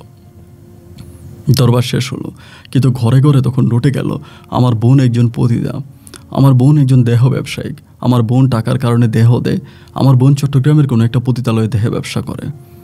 দরবার শেষ হওয়ার পর আমার মা অজ্ঞান হয়ে গেল। মায়ের মাথায় পানি ঢেলে কোনোভাবে মাকে ঠিক করার পরে মা কান্না করতে করতে বলতেছে, আমি আমার মেয়েটাকে ভালো করেই চিনি, আমার মেয়েটা এখন আত্মহত্যা করবে, আমার মেয়েটা মারা যাবে, আমার মেয়েটা তার ইজ্জতের অনেক ভয় পায়, সে তার ইজ্জতটাকে অনেক কষ্ট করে সেভ করে, সে আমার মেয়েটা এখন মরে যাবে, তুই যেমনি পারস আমার মেয়েটারে চট্টগ্রামে খুঁজে বের কর। আমি তখন বেরিয়ে গেলাম আমার বোনের খোঁজের উদ্দেশ্যে। চট্টগ্রামে আমার যেরকম টুকিটাকি হাতে গোনা কয়েকজন মানুষের সাথে পরিচয় আছে, তাদের সাথে আমি তখন বিভিন্ন যৌন পল্লীতে যোগাযোগ করতে শুরু করি। এই পল্লীতে ওই পল্লীতে বিভিন্ন পল্লীতে যাই, গিয়ে এক একটা পল্লীতে আমি 20টা 25টা করে মেয়ে দেখতে পাই যারা দেহ ব্যবসা করে, বাট তাদের মাঝে আমি কোথাও আমার বোনকে দেখতে পাই না। এই জায়গায় ওই জায়গায় বিভিন্ন জায়গায় আমি আমার বোনকে খুঁজে বেড়াচ্ছি, কিন্তু কোথাও আমার বোনের কোনো সন্ধান আমি পাচ্ছি না। সময়গুলো এভাবে কাটতে কাটতে একটা পর্যায়ে আমি ভীষণ ক্লান্ত হয়ে পড়ি। আমি যখন বাড়িতে ফিরে যাই আমার বাবা মা তখন উল্টা আমার উপরে খেপে যায়, আমার উপরে রেগে যায় যে তুই কেন এরকম করে কাউসারকে মারতে গেলি, কেন তুই দরবার ডাকলি, কেন আজকে আমার মেয়ের আসে মান সম্মানটা তুই নষ্ট করলি, তুই আমার বাড়ি থেকে বেরিয়ে যা। বাবা মা মায়ের আর ক্ষোভের মুখে আমাকে বাড়ি থেকে বের করে দিল। এবং এরই মাঝে আমার ছোটো যে 2টা বোন ছিল, 2টা বোনেরও বিয়ে হয়ে গেছে, এবং ওই 2টা বোনেরও বিয়ে পায় ভেঙে যাওয়ার মতো অবস্থা, মানে শ্বশুরবাড়ি থেকে চলে আসার মতো অবস্থা এই ঘটনার পরে। আর বাকি যে ছোটো 2টা বোন আছে, এই 2টা বোনের দায়িত্ব গ্রামবাসী নিছে, তারা নাকি আমার এই বাকি ছোটো 2টা বোনের বিয়ের ব্যবস্থা করবে। আমার আব্বা বলল, তোর আর আমার প্রয়োজন হয় তুই বাড়ি থেকে বেরিয়ে যা। আমার প্রশ্ন হচ্ছে, আমি কার জন্য এত সব করলাম, কিসের জন্য করলাম? আমার বোনের ভালোর জন্যই তো, কিন্তু বোনের ভালো করতে গিয়ে আমি বোনের ক্ষতি করে ফেললাম। আর যার জন্য এই গ্রাম থেকে আমাকে আমার বাবা মা নিদ্রিতায় বের করে দিল। আমিও গ্রাম থেকে বেরিয়ে চলে আসলাম সুদূর ওই চট্টগ্রামের উদ্দেশ্যে। এবং চট্টগ্রামে এসে আমি তখন আমার বোনকে খুঁজতে শুরু করলাম। আমার একটাই টার্গেট যে আমার বোনকে আমার খুঁজে বের করতেই হবে। চট্টগ্রামের যেই প্রান্তে আমার বোন লুকিয়ে থাকুক সেই প্রান্ত থেকে আমি আমার বোনকে খুঁজে বের করে আমার বাবা মায়ের কাছে নিয়ে যাব, যাতে বাবা মা এটা না বলতে পারে যে আমার জন্য তারা তাদের বড় মেয়েকে হারিয়েছে। এটা যাতে আমার বাবা মা কখনোই বলতে না পারে, সেজন্য আমি চট্টগ্রামের আনাচে গোনাচে এখানে সেখানে বিভিন্ন জায়গায় মরিয়া হয়ে আমার বোনকে খুঁজে বেড়াচ্ছিলাম, কিন্তু কোথাও আমার বোনের কোনো সন্তান আমি পাচ্ছিলাম না। দিন যায় রাত হয়, ক্যালেন্ডারের পাতায় নতুন দিন আসে, কিন্তু আমার বোনের কোনো সন্ধান পাওয়া যায় না। সময়ের পরিবর্তনে আমার বোনকে আর না পেয়ে আমি তখন লাস্ট পর্যন্ত এই দালাল চক্রের সাথে একটা দালালিতে ঢুকে গেলাম। যে আমি একটা দালালিতে যদি চাকরি নেই তাহলে হয়তো আজ এখানে কাল ওখানে বিভিন্ন জায়গায় চাকরি করতে করতে একটা সময় হয়তো আমি আমার বোনকে খুঁজে পাবো। সেই জন্য বেশ্যাপাড়ার দালালে আমি তখন আমার নামটা লেখাইলাম। আমার নাম লিখে আমি তখন সেই দালালিতে যোগ দিলাম। আমি তখন দালালি করে বেড়াচ্ছি, বিভিন্ন কাস্টমার আসতেছে, ওদের কাছে বিভিন্ন মেয়েকে পাঠাচ্ছি, কিন্তু টার্গেট একটাই, আমার বোনকে খুঁজে বের করা। এভাবে প্রায় 1 বছরের মতো আমি চট্টগ্রামের আমার মনে হয় প্রায় 100-র উপরে যৌনপল্লীতে আমি ঘুরে বেড়াই, কিন্তু কোথাও আমার বোনকে আমি খুঁজে পাই না। এবং না পাওয়ার কারণে বিভিন্ন বারে, মদের বারে, আড্ডা, এখানে সেখানে বিভিন্ন জায়গায় বিভিন্ন হাই কোয়ালিটি, লো কোয়ালিটি, অথবা রেল স্টেশনের পাশে যে ছোটো ছোটো মানে জুমরি ঘরগুলো বানানো হয়, এগুলোর মধ্যে পর্যন্ত আমি খুঁজেছি, বাট কোথাও আমার বোনকে পাই নাই। না পাওয়ার পরে আমিও তখন এই কাজের সাথে জড়িয়ে গেলাম। একটা সময় আমিও ভালো একজন দালাল হয়ে গেলাম। আমার মাধ্যমে তখন চট্টগ্রামের বা বাংলাদেশের বিভিন্ন জায়গা থেকে বা দেশের বাইরে থেকে পর্যন্ত ভাইরা ফোন দিত, বাইরে দেশে আসতেছি, বিয়ে তো করি নাই, এখন বিয়ে করবো না, 3 মাস থাকবো, ব্যবস্থা আছে? বলে আছে ভাই, আসেন। এরা পর্যন্ত দেশের বাইরে থেকে কন্ট্রাক্ট করে দেশে আসলে আমি এদেরকে মেয়ে সাপ্লাই দিই। এইভাবেই খুঁজতেছি, কিন্তু আমার বোনটা আর পাওয়া গেল না। একটা সময় বোনের স্মৃতি আস্তে আস্তে মুছতে শুরু হলো, বাবা মায়ের স্মৃতিগুলোও মুছে গেল, ছোটো বোনের স্মৃতিগুলোও মুছে আমি তখন পেশায় একজন খারাপ কাজের দালাল হয়ে গেলাম। এমন করে অনেকগুলো বৎসর কেটে গেল। এক পর্যায়ে হঠাৎ করে আমি একটা নাম না বলি একটা জায়গায় আমি তখন দালালি করতাম, একটা হোটেলের মধ্যে, এবং এই পুরোটা হোটেলে এই ধরনের কাজগুলোই করা হতো। একদিন সকালবেলা খেয়াল করে দেখতাম যে একটা মেয়ে, নাম ছিল শিশির, যার বয়স মানে খুব বেশি না, ধরেন আপনার 17 থেকে 18 বা আরও কম হবে এরকম, বা আরও কম বয়স্ক হবে এরকম মেয়েটা একটা লোকের সাথে সিএনজিতে আসতো, আসার পর একটা লোক তাকে নামাই দিত এবং চলে যেত। আমি বিকেলবেলা যথারীতি মেয়েটাকে আবার নিয়ে যাইত। তো এই মেয়েরা খারাপ কাজ করার পরে দুপুরবেলা খাওয়া দাওয়া করতো, তো খাওয়া দাওয়া করতে সময় বোরকা টোরকা খুলতো বা ওভাবে থাকতো। বাট একটা বিষয় আমি খুব খেয়াল করে দেখতাম যে শিশির নামের যেই মেয়েটা, আমাদের এই যৌনপল্লীতে যত মেয়ে ছিল তারই মাঝে এই শিশির মেয়েটাই অনেক বেশি সুন্দর ছিল। তার চোখের চাহনি, তার কথাবার্তা, সমস্ত কিছু এতটাই নম্র ভদ্র ছিল। এবং এই মেয়েটা আমাদের এখানে সবচেয়ে বেশি টাকা ইনকাম করতো। যে কাস্টমারই তার কাছে যাইতো সে মোটামুটি অনেক টাকা দিয়ে আসতো। মেয়েটা দেখতে শুনতে ছোট ছিল এবং তার আদর আপ্যায়ন ভালোবাসা সব কিছু অনেক ভালো ছিল, এই জন্য অনেক টাকা বকশিশ দিত এবং স্পেশাল কাস্টমারগুলো আমরা তার কাছে পাঠাইতাম। একটা সময় দেখতাম যে মেয়েটা একটা ভালো জামা গায়ে দেয় না, একটা ভালো জামা কখনো গায়ে দিত না, বা ঠোঁটে একটু লিপস্টিক দিত না। অন্য যে খারাপ মেয়েগুলো ছিল এগুলো সাজতো, পর্দা করতো, অনেক কিছুই করতো, কিন্তু এই মেয়েটা কখনোই নিজের খুব বেশি একটা যত্ন দিত না এবং খুব মানে খারাপভাবেই চলাফেরা করতো। কিন্তু খারাপভাবে মিনস হচ্ছে যে নিজের যত্ন নেওয়া ছাড়াই চলাফেরা করতো। তো আমার অন্য মেয়েগুলোর থেকে এই শিশির মেয়েটাকে আমার একটু মানে শিশির মেয়েটার প্রতি আমার একটু মায়া লেগে যায়। এবং ওরা কিন্তু দুপুরে খাবার নিয়ে আসতো, বেশিরভাগ মেয়েরাই দুপুরে খাবার নিয়ে আসতো। তো ও দুপুরে খাবার আনতো, কিন্তু আমি দেখতাম কোনোদিন আলুর ভর্তা ডাল ছাড়া ওর কোনো খাবার ছিল না, মাছ মাংস। ওই কিন্তু প্রতিদিন অনেক টাকা ইনকাম করতো, 3000, 4000, 5000ও ইনকাম করতো, কিন্তু ওই সবসময় আলুর ভর্তা ডাল দিয়ে ভাত খাইতো। একদিন দুপুরবেলা অনেক বৃষ্টি আসছে, ওই দিন কাস্টমার নাই, একদম কাস্টমার শূন্য। আমি তখন অফিস রুমের ভিতরে শিশিরে ডাকলাম যে শিশির এদিকে আয়, তোর সাথে আমার কথা আছে। ডাকার পরে আমি বসলাম, বসে জিজ্ঞেস করলাম যে শিশির, তুই এই যৌনপল্লীতে আজকে অনেক দিন ধরে আসিস বা তুই এখানে কাজ করিস, তোর দেখলে মনে হয় তুই অনেক শিক্ষিত রে, তুই পড়াশোনা করছিস? আমার বলে হ ভাই, পড়াশোনা করছি। কতটুকু পড়লি? ও বলে এসএসসি পরীক্ষা দিয়েছি। আমি কী বলস, তুই এসএসসি পরীক্ষা দিছস? বলে হ। পাস করছস? কয় হ পাস করছি। তাই বললাম তুই এসএসসি পাস করার পরে এই যৌনপল্লীতে আসলি, আর যে লোকটা তোরে নামাই দেওয়া যায় এই সবসময় এসে দেখেছি, এই লোকটা কে রে? বলে এটা আমার বাবা। মানে তোর বাবা? বলে হ্যাঁ। কী বলিস তুই আমার? এটা তোর বাবা কি জানে না এখানে কী কাজ হয়?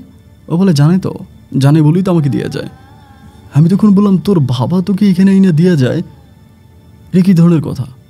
এই শোন না, তুই আমার কাছে সত্যি করে বলতে কী হয়েছে? তখনই ও কান্না করে দেয়। কান্না করে দেওয়ার পর আমি বললাম শোন শোন শোন, তুই বয় বয়, ও বসা না, আমার এখান থেকে চলে যায়, গিয়ে ওর যে রুম, ওই রুমে গিয়ে দরজা আটকায় দেয়। আমি তখন বুঝতে পারলাম না কিরে ঘটনা কি।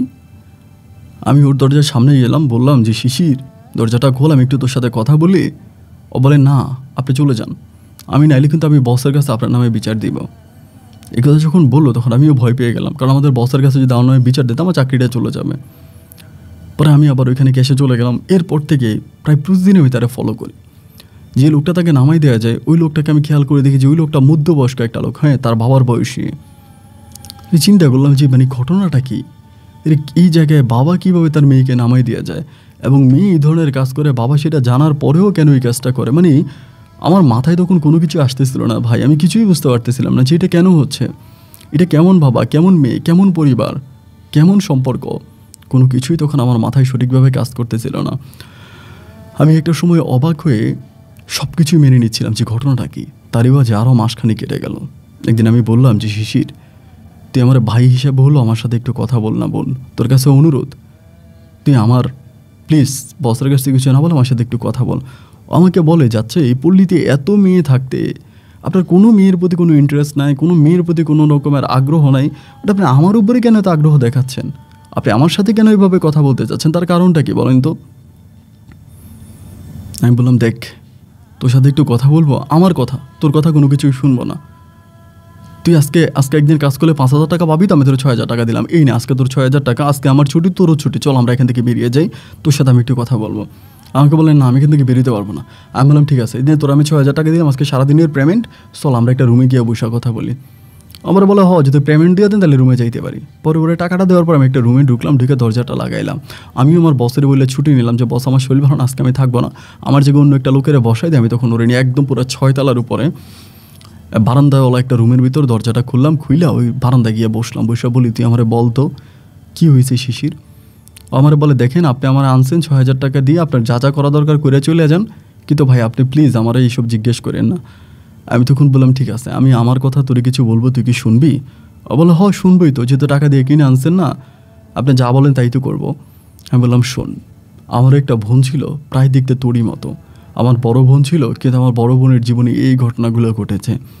আমার জীবনে ঘটেছে ওই অনাকাঙ্ক্ষিত ঘটনাগুলো। যখন আমি সব কিছু শিশিরের কাছে বলতে শুরু করলাম, আমি দেখলাম শিশির বিন্দুর মতো ওর চোখ থেকে জল গড়িয়ে গড়িয়ে মাটিতে পড়ছে।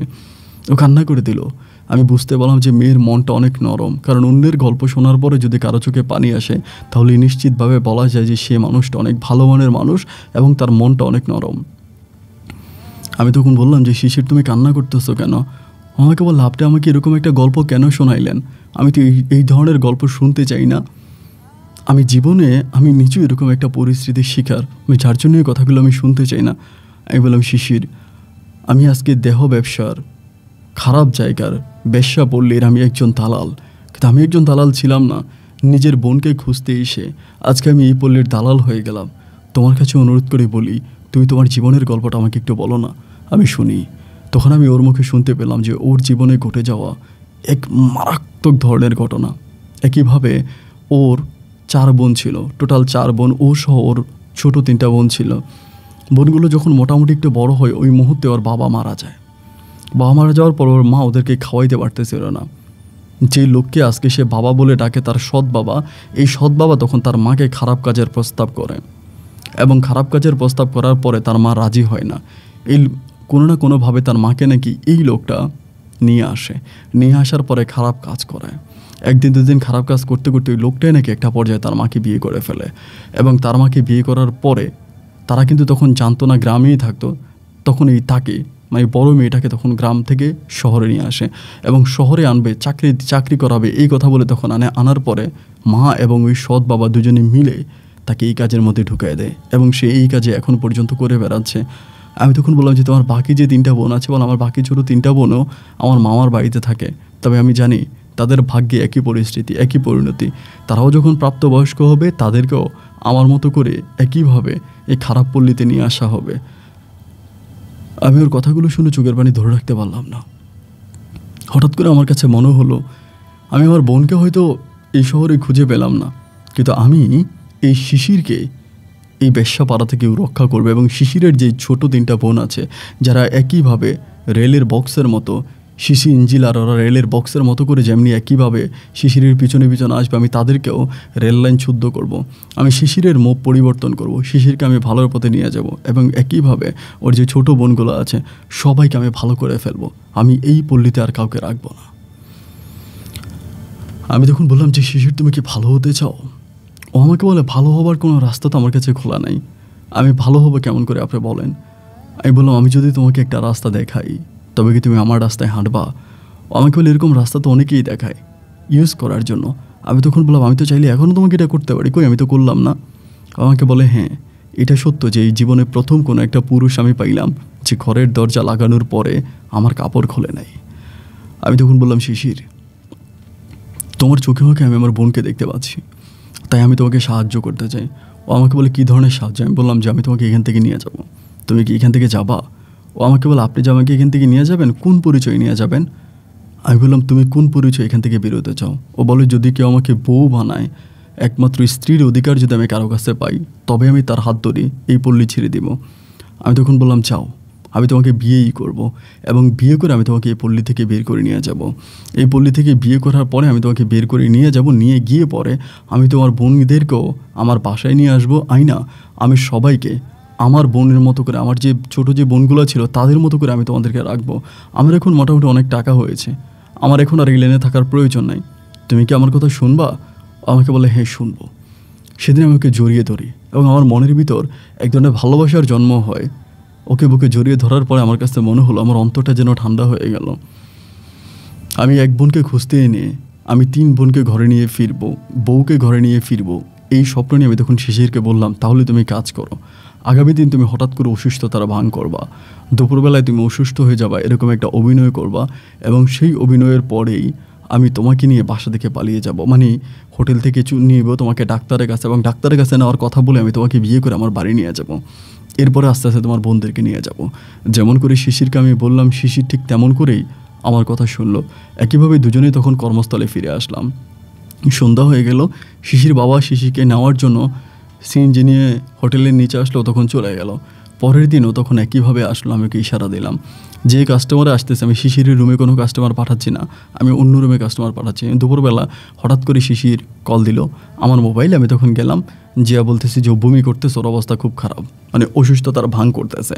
আমার সাথে যে 2জন দালাল ছিল তাদেরকে বললাম, তোরা এটা দেখাশোনা কর, আমি ওরে নিয়ে ডাক্তারের কাছে যে ওর অবস্থা ভালো না। ওরা বললো যে ভাই ঠিক আছে নিয়ে যান। পরে দারোয়ানকে বলে আমি ওরে নিয়ে বাইরে বেরোলাম।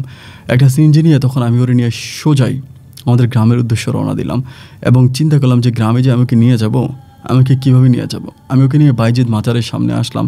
যে বাইজিদ মাজারের সামনে আমার বোনের সর্বপ্রথম ক্লো আমি পেয়েছিলাম, যে কোনো এক লোক বলেছিল আমি বাইজিদ মাজারের সামনে আছি, তুই আয়। আমি বাইজিদ মাজারের সামনে ওকে নিয়ে গেলাম, ওকে আমি উজু করাইলাম। তাহাজ্জুদ উজু করানোর পর আমাকে নফল 2 রাকাত নামাজ পড়াইলাম। নামাজ পড়ে সেখানকার একটা হুজুরকে ডেকে আমি ওকে বিয়ে করলাম, এবং বিয়ের কাজ সম্পূর্ণ হওয়ার পরে আমি ওকে নিয়ে বাড়িতে গেলাম। আমার মা তো ওকে দেখার পর অবাক হয়ে গেল, এত সুন্দর একটা মেয়ে। তখন বাবা মায়ের ক্ষোভ আর আমার উপরে সে আগের মতো নাই। অনেক বছর পর আমাকে দেখার পরে তারা অনেকটা ঠান্ডা হয়ে গেল। আমাকে ঘরে ঢুকালে আমি বললাম, মা এর আমি বিয়ে করে আনছি, আমার বিবাহিতা বউ। মুহূর্তের মধ্যে আমার যে সিম নাম্বার ছিল আমি আমার সিম নাম্বার পরিবর্তন করে ফেললাম। আমার সিমে আর আমি কারোর সাথেই কোনো যোগাযোগ রাখলাম না। একইভাবে শিশিরও তার মোবাইল নাম্বারটা চেঞ্জ করে ফেললো, কারোর সাথে কোনো রকমের যোগাযোগ রাখলো না, কথাবার্তা রাখলো না। শিশির আর আমি তখন খুব ভালো করেই থাকতেছি। এইভাবে প্রায় 2 মাসের মতো আমরা গ্রামের মধ্যে পড়ে থাকি। শিশির আমাদের রান্নাবান্না থেকে শুরু করে বাবা মায়ের যত্ন করা এবং সমস্ত রকমের বাসার কাজও একেই করতো। এতটাই লক্ষ্মী বউ ছিল, গ্রামের প্রতিটা মানুষ ঝগড়া লাগলে বলতো যে শিশিরের দিকে তাকায়, এরকম শিশিরকে আইডল হিসেবে আমার গ্রামের মানুষ স্বীকার করতো। এভাবে কয়েকটা মাস কেটে যাওয়ার পরেই একটা সময় আমি শিশিরকে বললাম যে একটা কাজ করো, তোমার বোনদের সাথে যোগাযোগ করো। ও আমাকে বল, আমার তো মামার নাম্বারটা মুখস্থ নাই, তবে আমার মামার বাড়ির একজনের নাম্বার মুখস্থ আছে, আমি সেই নাম্বারে ফোন দিব। পরে একটা নতুন সিম দিয়ে আমার মোবাইল থেকেও তখন কল দিল ওর ওই মামার বাড়ির এক লোককে। কল দিয়ে সে জানতে পারলো যে তার মা তার ছোটো 3টা বোনকে ওই জায়গা থেকে, মানে সেই গ্রাম থেকে শহরে নিয়ে আসছে। শিশু তখন চিৎকার করে কান্না করতে শুরু করলো। আমাকে বলে, জানো, যেহেতু আমার ছোটো 3টা বোনকে আমার আম্মা নিয়ে আসছে এখানে, তার মানে আমার এই বোনদেরকে আমার মা এই কম বয়সেই এই খারাপ কাজের মধ্যে লাগাই দেবে। আমার পা ধরে কান্না করে বলতেছে, তুমি যেমনি পারো রাফি আমার বোনদেরকে বাঁচাও। আমি তখন বললাম, দেখো আমি তোমার বোনদেরকে কীভাবে বাঁচাবো, আমি তো তোমাদের বাসা চিনি না। আমাকে বললাম, আমাদের বাসার ফুল ঠিকানা আমি তোমাকে দিলাম, তুমি সেই বাসায় যাও। ওর ফুল ঠিকানা পাওয়ার পরে আমি পরের দিন ওই ঠিকানা অনুযায়ী ওদের বাসায় গেলাম ওর বোনের খবর নেওয়ার জন্য। ওই এলাকাতে যাওয়ার পরে জানতে পারলাম ওই বাসা তারা আরও 3 মাস আগেই ছেড়ে দিয়েছে। ওর বাবা মা, ওর সৎ বাবা আর মা যে বাসায় থাকতো সেটা 3 মাস আগেই ছেড়ে দিয়েছে, এবং 3 মাস যাবত ওই বাসাতে তারা আর নাই।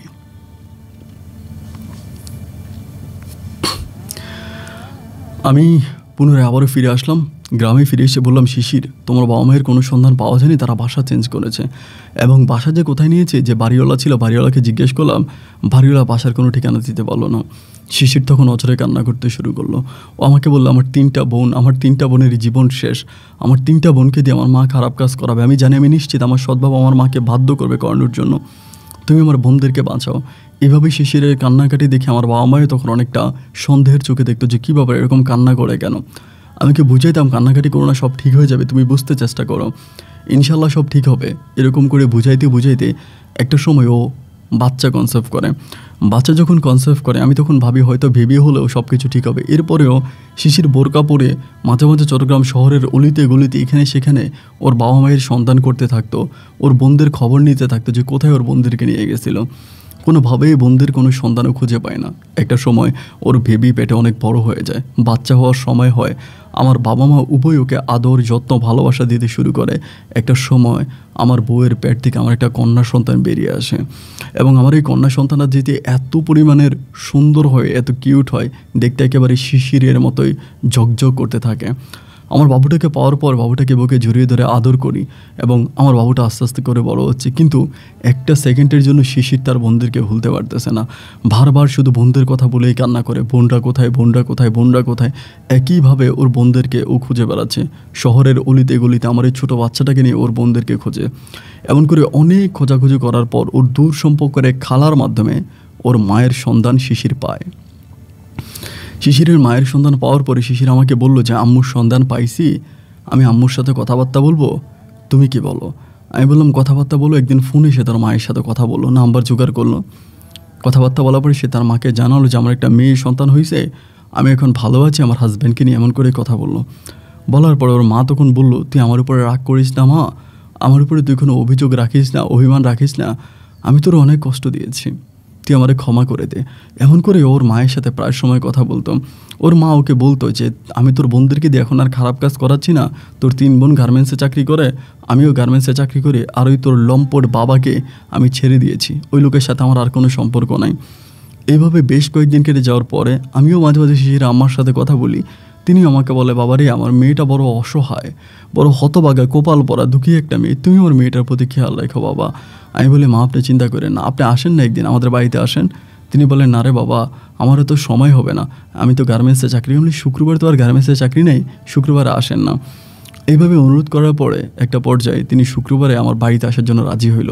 আমিও সেদিন মোটামুটিভাবে অনেক রান্নাবান্নার আয়োজন করছি যে উনি আসবে আমার বাড়িতে, আসলে পরে খাওয়া দাওয়া করবে, থাকবে, এমনভাবে সব কিছু ঠিক করলাম। বললাম, একটা কাজ করেন, আপনি একটা মেয়েকে সাথে করে নিয়ে আসেন। ঠিকই শুক্রবারে সকালবেলা তিনি আসলো, কিন্তু ওনার কোনো মেয়েকে উনি সাথে করে নিয়ে আসলো না, উনি একাই আসলো। এবং আসার পরে আমার সাথে খুব ভালো করে কথা বলল, নম্র ভদ্রভাবে ভালো করে কথা বলল। তো জোহরে আজান দিছে, জোহরে আজানের পরে আজান দিছে, আমি তখন মসজিদে যাব। আমার শাশুড়ি তখন আমার বউরে নিয়ে একটা ঘরে, মানে আমার ঘরে ঢুকলো, আমার মেয়েটাকে সহ, ছোটো মেয়েটাকে সহ। দেন আমি তখন মসজিদে গেলাম, আমি জুমার নামাজটা বললাম। জুমার নামাজ পড়ে আসার সময় বাড়িতে এসে দেখতেছি তারা এখনও ঘরের ভিতরে কথা বলতেছে। আমারে বললাম, কী গো মা? আমার মা বলে, তুই যে মসজিদে রওনা দিলি তখন যে তার মেয়ে আর সে যে ঘরের ভিতরে ঢুকছে আমার নাতিনটারি নিয়ে, এখনও তো দরজা খোলে না। আমি বললাম, তুমি কি খাবারের জন্য ডাকো নাই? বলে, খাবারের জন্য ডাকছি, কিন্তু বললো তুই আসলে খাবে। আমি বললাম, ঠিক আছে। পরে আমি দরজায় গিয়ে নক করতেছি, শিশির দরজা খোলো। ও বলে, যাও তুমি, আমি আসতেছি। কী হইল, প্রায় 1 ঘন্টারও বেশি সময় এটার ভিতরে আমি জানি না। তারা তখন বেরোলো। বেরোয়ার পরে আমি দেখলাম যে শিশিরের চোখ দুটো জলে একদম টুইটুম্বুর হয়ে আছে, মানে কান্না যে করছে, ও একদম অত লাল ছিল, সুন্দরী ছিল, একদম পুরো মরিচের মতো লাল হয়ে আছে, কান্না করেছে। যে কী হয়েছে শিশির? বলে, কিছুই হয় নাই, চলো খাবার খাবো। তা আমি বললাম, খাবার খাবো, সবই ঠিক আছে, কিন্তু এরকম হঠাৎ করে এরকম পরিস্থিতি হওয়ার কারণ কি? তোমার মন এরকম খারাপ হয়ে গেল না? আমাকে তুমি বলো কী হয়েছে। আমাকে বলে, কিছুই হয়নি, আমার কোনো কিছু ভালো লাগছে না, চলো আমরা খাবার খেতে যাই। ভাবলাম খাবার খাই, খাবার খাওয়ার পরে হয়তো জানতে পারবো যে কী হয়েছে। খাবার খাইতে গেলাম, আমি খাবার খাচ্ছি, আমার শাশুড়ি খাবার খাচ্ছে, আব্বা আম্মা এবং আমার শাশুড়ির কোলে আমার ছোট্ট মেয়েটা। কিন্তু আমি দেখলাম যে শিশির খাবার খাচ্ছে, বাট ওর মনটা অনেক খারাপ, একটু পরপর টিস্যু দিয়ে চোখের পানি মুছতেছে। তাহলে আমি চিন্তা করলাম যে কী হয়েছে, এমনটা কী হইলো। খাবারটা আমি অর্ধেক খেলাম, খাইয়ে ডাকলাম যে, শিশির তুমি একটু এদিকে আসো, তোমার সাথে আমার কথা আছে। ওরে ডাইকা পরে আমি রুমের দিকে নিয়ে গেলাম। রুমে নিয়ে বললাম, কী হয়েছে, তুমি হঠাৎ করে এরকম কান্নাকাটি করলা, ঘটনা কি? তোমার আম্মা কি তোমাকে উল্টাপাল্টা কিছু বলছে? পরে আমাকে বলে যে, না, আমার আম্মা আমাকে উল্টাপাল্টা কিছু বলে নাই। মানে সব কিছু ঠিক আছে। আমি বললাম না না না, সব কিছু ঠিক নাই, তুমি বলো না কি হয়েছে। আমাকে বলে কিচ্ছু হয় নাই, তুমি আমাকে সসম্মান, আমার আম্মাকে সসম্মান এখান থেকে বিদায় করো। আমার আম্মা যদি এখানে বেশিক্ষণ থাকে তাহলে খুব সমস্যা হয়ে যাবে। আমি তখন বললাম কী হয়েছে, আমাকে কি তুমি বলবো না? ও বলে বললাম তো কিছুই হয়নি, তুমি আম্মাকে প্লিজ এখান থেকে আগে বিদায় করো। খাওয়া দাওয়া শেষ হলে আমি ওর আম্মার জন্য সিএনজি ডাকলাম, তিনিকে সিএনজি উঠে আমি বাস স্ট্যান্ড নিয়ে ওনাকে বাসে উঠে দিলাম, তিনি চলে গেল। চলে যাওয়ার পরে আমি তখন বাড়িতে আসলাম। আসার পরে মানে শিশিরের মনটা খুবই খারাপ, জানালার পাশে বসে আছে, জানালা খোলা, আমার মেয়েটা কান্না করতেছে। আর মেয়েটারে পর্যন্ত মানে কান্না যে সন্তান করতেছে, মানে প্রস্রাব করে মেয়েটা মানে পানিতে ডুবে আছে, আর মেয়েটার দিকেও ফিরেও তাকাচ্ছে না। আমি গিয়ে বললাম, ওরা ধাক্কা দেওয়ার পর ওর মনে হয় সেন্স আসছে, মনে হয় অজ্ঞান ছিল। কী হয়েছে তোমার বলো তো? আমি মসজিদে যাওয়ার পরে তোমার আম্মা তোমার সাথে এমন কি কথাবার্তা বললো যেটার কারণে তুমি এইভাবে ভেঙে পড়লা, এরকম কান্নাকাটি করতেছো, ঘটনাটা কি আমাকে বলো তো? আমাকে বলে দেখো তোমাকে একটা কথা বলি, তুমি রাগ করো না। আমি বললাম হ্যাঁ রাগ করবো না। আমাকে বলো আমি তো তোমার বউ হিসাবে আছি, তুমি আরেকটা বিয়ে করবা এমনি? আমি তখন বললাম কী উদ্গুট কথাবার্তা বলতেছো পাগলের মতো, আমি আরেকটা বিয়ে করবো কেন? তুমি আমার বউ আসো না, আমার বউ আছে, মেয়ে আছে, আমি আরেক বিয়ে করতে যাবো কেন? ধুরু বোকা, না আমি বিয়ে করবো না। আমাকে বলো না, আমি যদি বলি তাহলে কী করবা? আমি বললাম ধুরো না, তুমি বললে আমি করবো না, আমি বিয়ে করবো কেন? আমি বিয়ে করবো না, আমি তো তোমার কাছেই সব কিছু পাচ্ছি, আমার তো কোনো কিছুর অভাব নেই। আমাকে বলো আমি তো একটা বেশ্যা পাড়ার মেয়ে, আমার কাছে কি আর পরিপূর্ণভাবে কিছু পাওয়া যায়? আমার ভিতরে যা ছিল সবই তো শিয়াল কুকুরে চিনিয়ে চিনিয়ে খেয়েছে, আমার ভিতরে তো তোমাকে দেওয়ার মতো তেমন কিছুই নেই। আমি বললাম কিছুই নেই? কে বললো? এই যে আদর ভালোবাসা অনেক কিছু আছে, আমার আর কিছু লাগবে না বউ। আমাকে বুকে জড়াই ধরে, ও তখন আমাকে বুকে জড়িয়ে ধরে হাউ মাউ করে কান্নাকাটি করে। কিন্তু ও কেন এত কান্নাকাটি করে, তো কান্নাকাটি করার কারণটা কি আমি কিছুই বুঝতে পারছিলাম না। যতই বোঝাচ্ছি কান্নাকাটি করো না, বুঝতে চেষ্টা করি কী হয়েছে আমার কাছে বলো, আমি শুনি, আমি তো তোমার হাজব্যান্ড তাই না? আমাকে তো বলতে কোনো সমস্যা নাই, বলো না আমার কাছে কী হয়েছে, কান্নাকাটি করো না। না, শিশির আমাকে কোনো কথাই বলে না, সে কান্নার পর কান্না, কান্নার পর কান্না করেই যাচ্ছে। ওকে বুকে জড়িয়ে ধরে আমি তখন রাতের বেলায় শুইতে গেলাম, গিয়ে জিজ্ঞেস করলাম শিশির বলো না কী হয়েছে? কিচ্ছু বলে না, বাট সেদিন আমাকে অনেক আদর করলো। অন্যদিন তো আদর করলো, বাট সেদিনকার আদরটা একটু ডিফারেন্ট ছিল, অনেক আদর ভালোবাসা দিল এবং ক্লান্ত শরীরটা নিয়ে ঘুমিয়ে গেলাম। সকালে ঘুম থেকে ওঠার পরে আমি দেখি আমার বউ, আমার সন্তান কেউ আমার পাশে নাই। আমি ভাবলাম হয়তো শিশির সকালবেলা তার মেয়েকে নিয়ে উঠানের মধ্যে খেলতে যায়, হয়তো উঠানে গেছে। আমি দরজাটা খুললাম, দরজাটা খোলাই ছিল, বেরোলাম, বেরোয় দেখতেছি উঠানে কেউ নাই। আমি তখন মারা ডাক দিলাম, মা তখন পাশের রুম থেকে বেরিয়ে আসছে, বলে কী রে? আমি বললাম মা শিশিরকে দেখছো? মা বলে না তো। আমি বললাম শিশির মেরে নিয়ে কই গেছে? মা বলে হয়তো পুকুর পাড়ের দিকে গেছে। আমি তখন পুকুর পাড়ে খুঁজতে গেলাম, পুকুর পাড়ে গিয়ে দেখি ও নাই। পুকুর পাড়ে আরও অন্য অন্য মহিলারা আছে, তাদেরকে জিজ্ঞেস করলাম কাকি শিশিরের দেখা কি দেখেছেন আপনারা? বলে না বাবা, শিশিরকে তো দেখি নাই। এটা কই গেল? আস্তে আস্তে করে এক কান দুই কান হতে হতে প্রায় সমস্ত মানুষের কানে পৌঁছে গেল, শিশিরকে খুঁজে পাওয়া যাচ্ছে না। আমি পুরোটা এলাকা, পুরোটা মহল্লা, পুরোটা জায়গায় শিশিরকে খুঁজলাম। তবে আমাদের যে বাজার ছিল, যে বাজার দিয়ে গাড়ি যাতায়াত করে আমাদের গ্রামে ঢোকার জন্য যে বাজার, সে বাজারের যিনি পাহারাদার ছিল ওনাকে জিজ্ঞেস করলাম যে রাতের বেলায় একটা মেয়ে তার বাচ্চা কোলে নিয়ে যেতে ধ্যান দিয়ে দেখছেন? তিনি বলেন না। তবে রাত্রে আনুমানিক প্রায় 2টার দিকে একটা সিএনজি ঢুকেছে। আমি বাজারের পাহারাদার হিসেবে সিএনজিটাকে থামাইলাম, থামানোর পরে দেখলাম যে সিএনজির ভিতরে এক বোরকা পরা একটা মহিলা। আমি চিনতে পারলাম না মহিলাটাকে। বললো কই যাবে? বলে সামনের বাড়িতে যাবে এবং তোমাদের বাড়ির কথাই বলল। মহিলাটা তখন ঢুকলো এবং প্রায় ঢুকার কিছুক্ষণ বলতে প্রায় আধা ঘন্টা পরেই এই সিএনজিটা আবারও ব্যাক করলো, ব্যাক করে চলে গেল।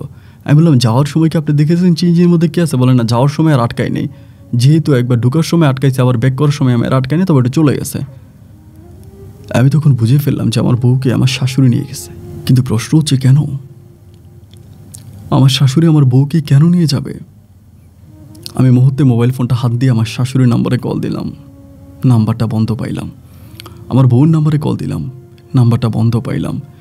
পাগলের মতো চট্টগ্রাম শহরে খুঁজে বেড়াতে শুরু করলাম, আমার বউ কোথায় গেল। 1 দিন 2 দিন 3 দিন নয়, আজকে প্রায় 3 বছরের চেয়েও বেশি সময় আমি আমার বউকে চট্টগ্রামের অলিতে গলিতে এখানে সেখানে সমস্ত জায়গায় খুঁজেছি। আমার বউ, আমার সন্তান, কারোর সন্তান আমি পাইনি।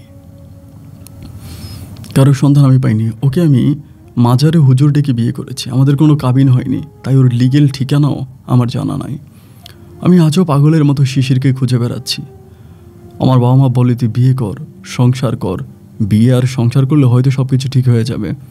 কিন্তু আমি আমার বাপ্পাকে বললাম যে আমি বিয়ে করব, আমার দ্বারাই বিয়ে করাটা কোনো অবস্থায় সম্ভব নয়। আমি বিয়ে করে সংসার আমি কখনোই করতে পারবো না, তোমরা আমাকে মাফ করে দাও। আমি আর বিয়ে করতে পারলাম না। আজকে 3টা বৎসর আমার ফুটফুটে সন্তান আর আমার বউকে আমি খুঁজে বেড়াচ্ছি। তাদের সন্তান আমি আর পাইনি। আমার বউ আর আমার সন্তানের একটা ছবি আপনাকে দিলাম।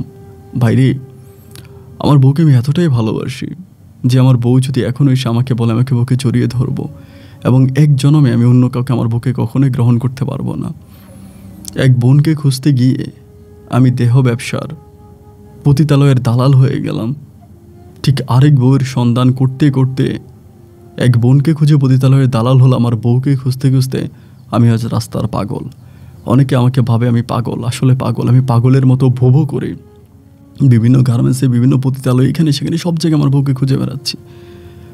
আমার একটাই প্রশ্ন আজও আমার মনের ভিতরে ঘুরপাক খায়, নিশি রাতে এই প্রশ্নের কোনো জবাব আমি খুঁজে পাই না। আমি জুমার নামাজ পড়ার জন্য যখন মসজিদে গেলাম, 1 ঘন্টার সময় আমার শাশুড়ি আমার বউকে ঘরের দরজা আটকিয়ে কি বলেছিল, কি এমন কথা বলেছিল যে কথার কারণে আমার বউ এই দিন রাতের বেলায়, ওই রাতেই আমার বউ আমার বাচ্চাকে নিয়ে আমার বাড়ি থেকে চলে গেল।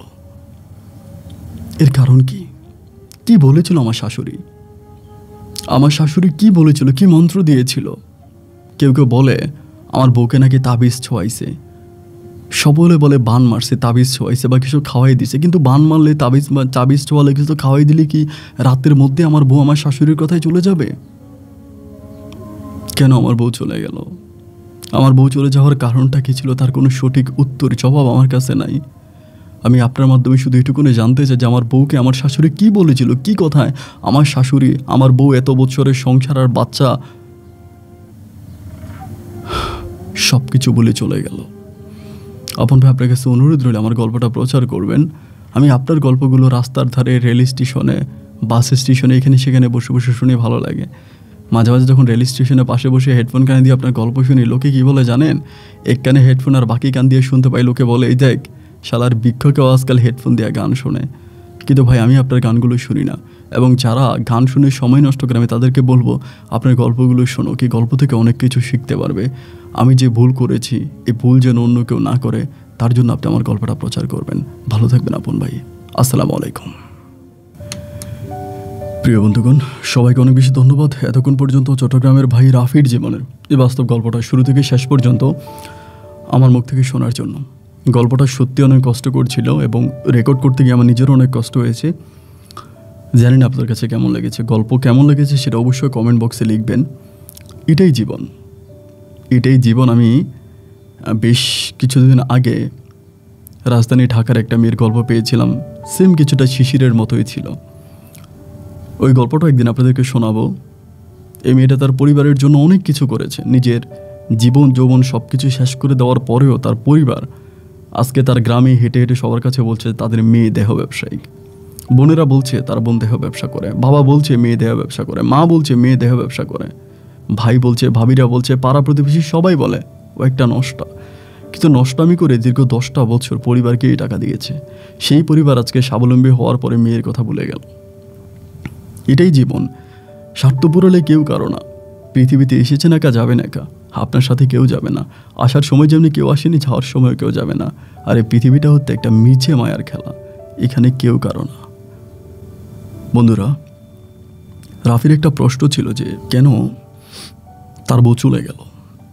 আসলে আমি নিজেও বুঝতে পারতেছি না যে কেন তার বউ চলে গেল। কি এমন কথা 1 ঘন্টার ভিতরে দরজা আটকে তার শাশুড়ি বলল যে কথার কারণে রাফির বউটা চলে গেল এবং মেয়েটাকে নিয়ে চলে গেল, কোনো সঠিক উত্তর আমার কাছে নাই। আমি জানি না, যেটা জানার সেটা জানি, যেটা জানি না সেটা কীভাবে বলবো। আপনাদের কাছে অনুরোধ রইল, আপনারা যারা গল্প শুনেছেন আপনাদের মনে কী আসে, কারণ আপনারা আমার চেয়ে অনেক বেশি বিজ্ঞ মানুষ। আপনাদের আইডিয়াতে কী আসে যে কেন রাফির বউটা চলে গেল 1 রাতের মধ্যেই। আপনারা লিখবেন, লিখলে হয়তো রাফি ভাই লেখাটা পড়ে মনে একটু শান্তি পাবে। হয়তো তার আজকে 3 বছর ধরে একটা প্রশ্ন, যে প্রশ্ন তাকে প্রতিটা মুহূর্তেই প্রশ্নবিদ্ধ করছে, সেটা থেকে হয়তো তিনি মুক্তি পাবে আপনাদের কমেন্টের মাধ্যমে। বন্ধুরা, সবাই ভালো থাকবেন, সুস্থ থাকবেন, এই শুভকামনায় আজকের মতো এখানে বিদায়। দেখা হবে অন্যদিন অন্য কারো বাস্তব জীবনের গল্প নিয়ে। আল্লাহ হাফেজ এন্ড আসসালামু আলাইকুম।